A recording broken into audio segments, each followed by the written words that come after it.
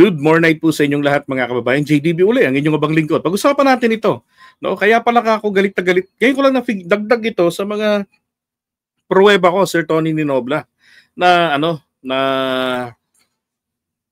kaya pala ako, ganun na lang ang galit ni Digong sa ABS-CBN. Diba? Imagine, nabawi niya na yung 7 million ba niya yun na binudol sa kanya ng Katol Network. Biro mo, kinuha yung pera niya sa political advertisement niya. Tapos hindi ipinalabas. Ang ipinalabas yung kina Rojas, na mga may bata pang ginamit. Di ba mga ganun-ganon? Now, sabi niya, okay na sa kanya, nakuha niya na yung pera niya, patawad niya na, bla bla bla. Pero andun pa rin yung galit niya. Pero okay lang, tama rin naman yung nangyari na yon. Kasi kung hindi dahil po sa galit niya, di ba Jen, kung hindi dahil sa nangyari sa galit niya dyan, hindi mauungkat yung mga problema ng ABS-CBN. Katulad ng yung mga problema sa taxes, di ba? Ngayon, inilabas kasi nila nung 2016, no, kasi si Trillanes ay may mga ganitong akusasyon sa kanila na mayaman yung mga yan, ganito yung mga ari-arian yan, na imposibleng makuha ng isang mayor ka lang. Di ba ganon? So, nako, ito po, ipinasa sa akin to ni Jen. Ni TPL, the political labandera. Have you seen this? Sabi ko, no, not yet. Sabi ko, just now. Sabi ko, eto ho yun. Totoo pala. Yaman ni Digong. Certified true copies ng mga at nako, napapanahon din po ang paglabas nito. Kasi, sinasabi nga po, di ba, na aapila ng legal aid si Sara para sa sa abogado, pambayad ng abogado sa kaso ng tatay niya sa ICC. Kaya lang sabi nga, para malaman kung qualified sila, ay pag-aaralan ang kanilang kayamanan, ang Duterte wealth. Pag-aaralan yun ng ICC. So mauungkat ang kanilang yaman. So yung pinoprotektahan ng AMLAC, di ba? Nako. I don't know. Tingin ko wala hong access diyan ang hindi ho po pwedeng ang AMLAC mag-provide ng information diyan po sa ICC sapagkat wala silang jurisdiction sa atin, hindi na tayo member ng ICC. Di ba? Malay nyo naman, baka pagdating ng paalis ng si PBBM sa pwesto 1 week before, pirmahan niya yun, sumulat siya na ini-invalidate niya na yung sulat na intensyon ni Duterte ang alisin ng Pilipinas sa Rome Statute. Di ba? Baka pagka ganun, 3 taon pa yan bago sila maka-avail, di ubos na yung kayamanan nila. Sila mag-out of pocket niyan. Ngayon, kaya ito siguro lumabas ito sa algorithm. Ito hong content na to na tungkol sa mga ari-arian ng mga Duterte. That was May 4, 2016, ilang araw bago po ang halalan. Base sa mga certified true copies ng mga titulo na opisyal na request ng ABS-CBN News sa Land Registration Authority kaugnay sa mga naunang pinahayag ni Senador Antonio Trillanes na mga bahay at lupain na pag-aari ni Presidential Candidate Rodrigo Duterte at kanyang pamilya. Kumpirmadong nasa mga Duterte nakapangalan ng marami dito. Ang isa rito ay townhouse na nasa loob ng compound na ito sa Pigibari Street sa San Juan City na nakapangalan kay Sebastian. Okay, sabi ni Sir Tony, binawi daw. Lola, bakit may yata? Yung application nila sa ICC dahil baka mabuksan ang kanilang kayamanan. 'Di ba? Kasi wrong move nga si Sara ron na ang gagawin hihingi ng ayuda na lang yung pambayad ng abogado. Ang mahal-mahal ang abogado ni si Kaufman, 'di ba? Pag wala kang pambayad, iwan ka niyan. Papatalo kaso mo. Ganun yung ginawa niya ron sa isa 'Di ba? Kay John Pierre. John Pierre ang galing nung nag-apela. Solve agad. 1 year and 9 months lang. Natapos yung apela. Samantalang siya, ilang taon niya hinawakan yung kaso. Tapos nung hindi na siya nababayaran, ayun, ang naging resulta ng kaso, talo si John Pierre. 'Di ba? Kaya lang buti nahawakan agad nito yung ng babae, yung kaso at inapila. Di nakalaya. 'Di ba?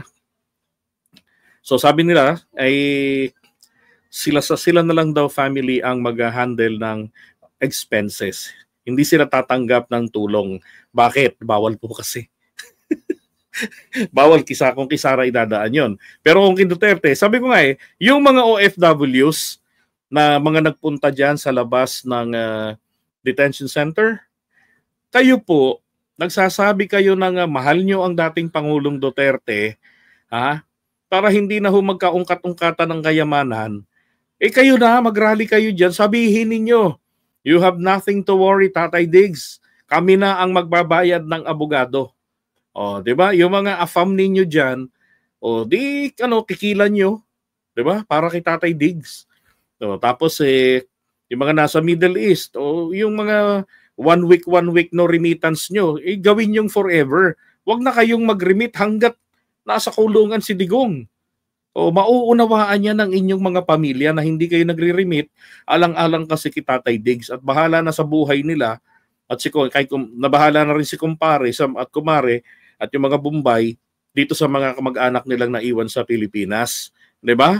Dapat ganun nasa na yung mga OFWs? Marami rin sa mga nagpunta kasi pang reels. Umaasa silang magiging maganda ang views nila at kikita sila sa reels. Kaya 6,000 raw yung nagpunta ron sa labas ng detention center ni Digong kamakailan. Ngayon mukhang asa na sila. 'Di ba? Ay nako. Dapat sila na gumastos. Balikan natin to. Sebastian Duterte, na anak ni Mayor Duterte. Pero kapansin, grabe no, nasa San Juan, ari-arian. Kapansin na nailagay ito sa pangalan ni Sebastian nung siya ay 14 anyos pa lamang. 2001 pa ito natituluhan sa pangalan ni Sebastian. Naunang sinabi ni Duterte na pinamana na niya sa kanyang mga anak ang mga ari-arian niya noon pa man. Meron ding condominium na may laking 125 square meters sa Galleria Regency sa Quezon City. Uy! So, receive na natin yan. Ito yung lumang picture ng bahay. May pa nga Dutertes. Di ba? Ayan may Duterte. Grabe, no? May sarili kayong gate, number 386. Ganda ng bahay. Ito yung binabanggit ng kaibigan nating DDS. Sabi niya, pare, huwag kang maniwala na yan ang bahay nila. May napakagandang bahay yan. Kaya lang, ang portrayal nga, simple lang ang buhay. Sabi ko, sino nakatira doon sa magandang bahay? Bodyguards. Sarap ng buhay ng bodyguards. Ayun, ito pala ay kay Pulong. Yan. Ito yung bagong pintura. Diyan po sa P. Guevara. Okay? Hindi naman yan sa Davao Diyan yan sa P. Guevara, diyan yan sa San Juan. San Juan City, kila Erap. Diba? Bagong pintura na. Ganda, no?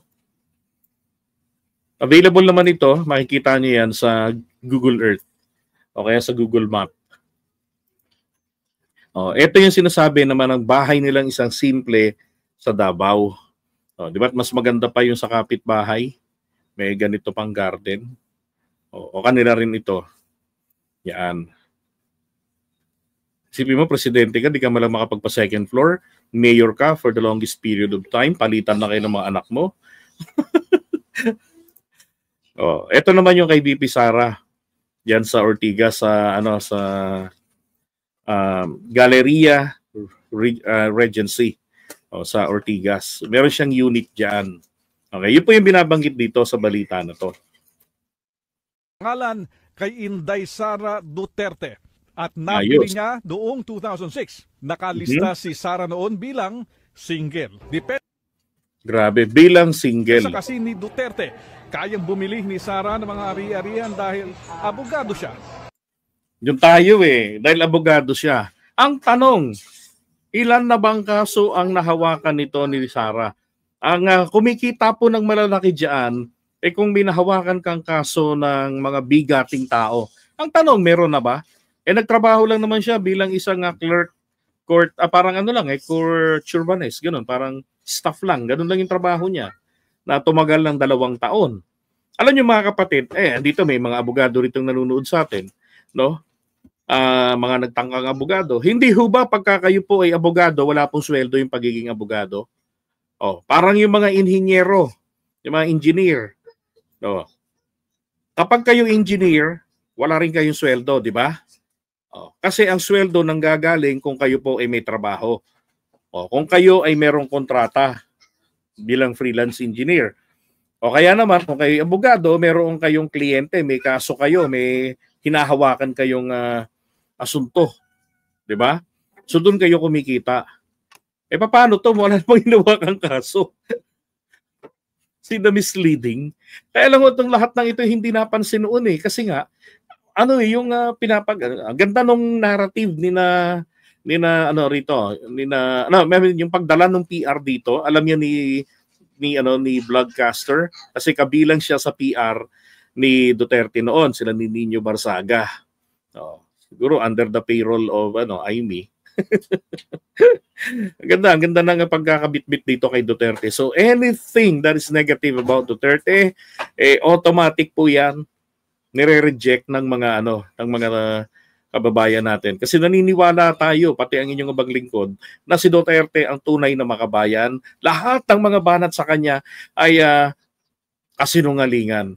Tek na buhay yan. Ayan clerk of court ang experience ni Sara. Di ba? Magkano lang ang sahod ng isang mayor? Yung law office pa nilang mag-asawa. Noon nga, single pa lang yan. Nabili na raw yung unit. Di ba? Paano yan? Hirap ipaliwanag yan. Meron ding lupain sina Mayor Sara at kanyang asawa sa Parañaque na nailipat sa kanila noong 2013. Kasama na dito ang 10,000 square meters na lupain o 1 hektarya sa Turil, Davao City na nabili noong 2011. At 2,000 square meters na lupa sa Santo Niño, Babac, Davao na nakapangalan kay Sara noon pang 1999. Bahagi din ito ng mga dokumento na binunyag ni Senador Antonio Trillanes. At the very least, it shatters yung pagpapanggap na siya ay simpleng tao, na simpleng pamumuhay. Kasi kung may higit 40 ka na mga lupain at hindi naman ito low-cost housing, talagang mayaman ka. Meron ding 1 hektaryang lupain si Paulo Duterte doon din sa Turil, Davao City at mahigit na 1,660 square meters na lupa sa barangay Gianga sa Davao City. Ayon kay Duterte, marami din sa kanyang ari-arian ay bigay sa kanya ni Pastor Apollo Quiboloy. Okay, kailan binigay? Di ba? Yun kailan binigay yan?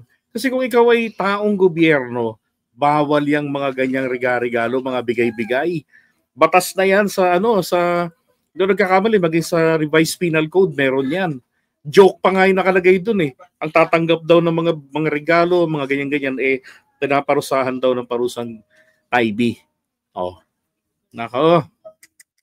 Booking na booking. Na pinuno ng isang malaking religious group sa Mindanao.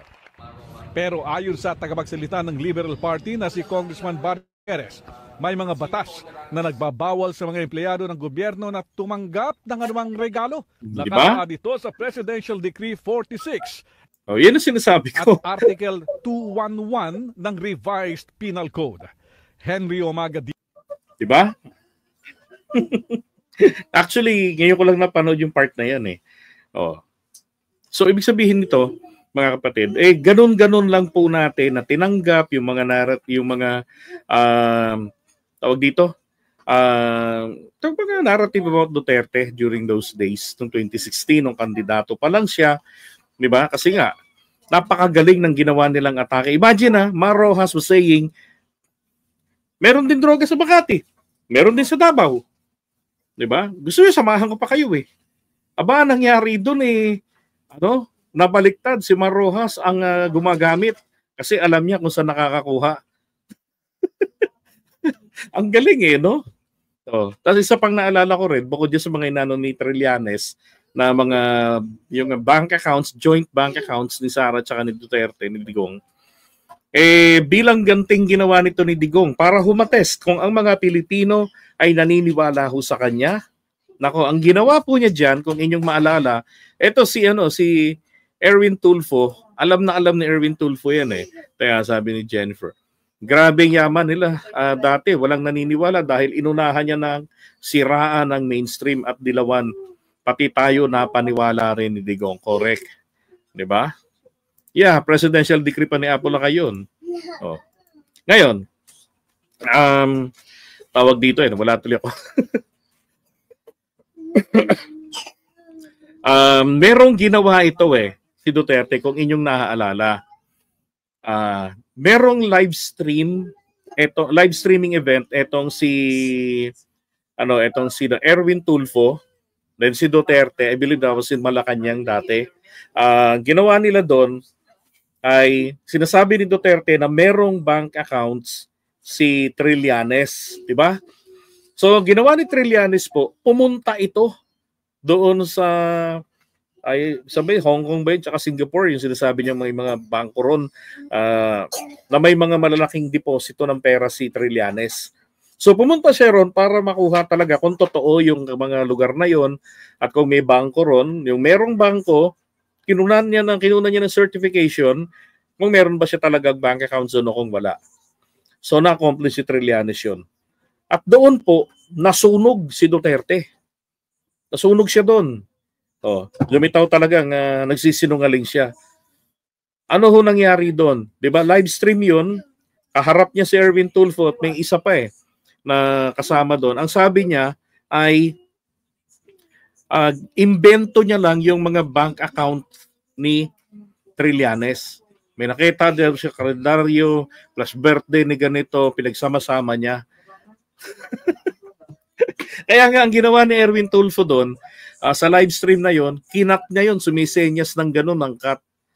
'Di ba? Isipin mo 'di ba? Nasa harap ka ng taong bayan, tapos tiwala ka na ang presidente ng Pilipinas, matinong kausap, and then all of a sudden malalaman mo ginagulang pala tayo kayong lahat.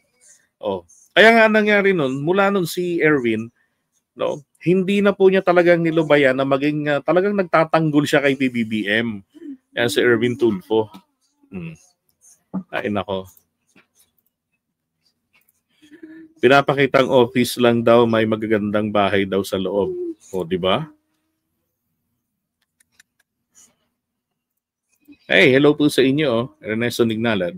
Yan Digong cartel comparable na yan sa mga drug lords sa Latin America. Gaya ng Cali Cartel, Medellin, Sinaloa. Yan, mabubuksan lahat yan once magsimula ng trial sa ICC at Senate impeachment. Kaya tumakas na si Pulong. Ganon? Nako.